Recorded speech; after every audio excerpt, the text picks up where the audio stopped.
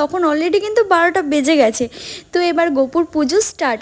আর সত্যি কথা বলতে কি বলতো, আমার কিন্তু এই গোপু মানে সামনাসামনি পুজো হচ্ছে এটা কিন্তু আমার ফার্স্ট টাইম। আমারও না, মানে অংশু, আমি আর মাম্মাম, আমরা তিনজনাই কিন্তু এটা ফার্স্ট টাইম একদম পুজোটা দেখছি।